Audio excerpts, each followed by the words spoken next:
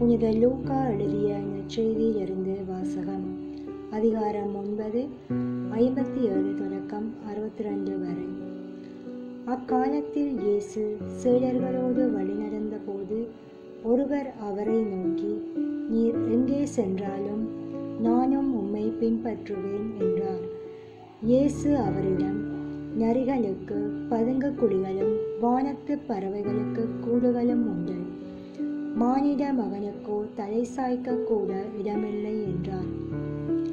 இயேசு மற்றொருவரை நோக்கி, என்னை பின்பற்றி வாரும் என்றார். அவர், முதலில் நான் போய் என் தந்தையை அடக்கம் செய்துவிட்டு வர அனுமதியும் என்றார். இயேசு அவரை பார்த்து, இறந்தோரை பற்றி கவலை வேண்டாம், அவர்கள் அடக்கம் செய்யப்படுவார்கள். நீ போய் இறையாட்சியை பற்றி அறிவியும் என்றார். வேறொருவரும், ஐயா, உம்மை பின்பற்றுவேன், ஆயினும் முதலில் நான் போய் என் வீட்டில் உள்ளவர்களிடம் விடை பெற்று வர அனுமதியும் என்றார்.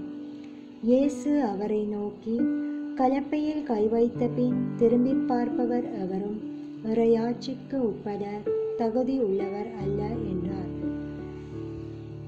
இது கிறிஸ்துவின் நற்செய்தி. கிறிஸ்துவே உமக்கு புகழ்.